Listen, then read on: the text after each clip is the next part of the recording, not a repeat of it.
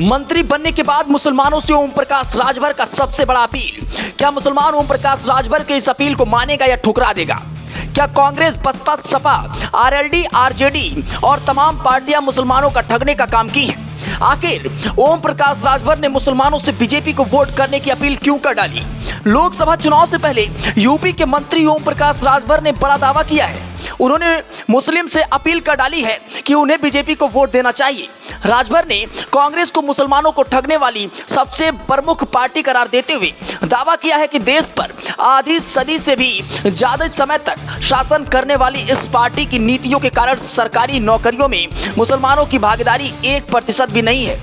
राजभर ने कहा कि लोग वोट के लिए मुसलमानों के बारे में बहुत सारी बातें करते हैं, लेकिन उन्होंने उनकी बेहतर शिक्षा के लिए क्या किया है? राजभर ने कहा कि इसके लिए कौन जिम्मेदार है? क्या भाजपा जिम्मेदार है? उन्होंने कांग्रेस, सपा और बसपा अल्पसंख्यकों और भाजपा के बीच खाई पैदा कर दी है। मैं मुसलमान भाइयों से आग्रह करूंगा कि वे नफरत छोड़ें, विकास के लिए लड़ें।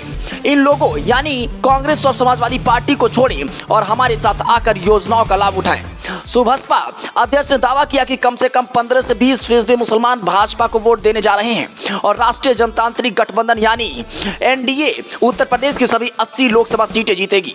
उत्तर प्रदेश के अल्पसंख्यक कल्याण मंत्री ने कहा कि आम जनता इस बात को स्वीकार रही है कि पिछली समाजवादी पार्टी और कांग्रेस सरकार में दंगे होते थे, कर्फ्यू लगाए जाते थे और इससे उन्हें राहत मिली है। लोग सपा की सरकार को गुंडों की सरकार कहते थे। राजभर की पार्टी ने वर्ष 2017 का विधानसभा चुनाव भाजपा के साथ मिलकर लड़ा था, मगर उसने 2019 के लोकसभा चुनाव से पहले भाजपा का साथ छोड़ दिया था। ओम प्रकाश राजभर ने CAA कानून को लेकर विपक्ष को घेरा है। उत्तर प्रदेश की योगी आदित्यनाथ सरकार में मंत्री और सुहलदेव भारतीय समाज पार्टी के प्रमुख ओम प्रकाश राजभर ने कहा है कि लोकतंत्र की सबसे बड़ी खूबी यही है कि अगर आप संतुष्ट नहीं है तो सुप्रीम कोर्ट जाइए, उनको पढ़ना चाहिए। उसमें साफ साफ लिखा है कि जो अफगानिस्तान, बांग्लादेश और पाकिस्तान से लंबे समय से भारत में आए हैं वे भारत की नागरिकता चाहते हैं। कानून इनको नागरिकता देने का है, ना कि छीनने का। Bureau report, Hindi network.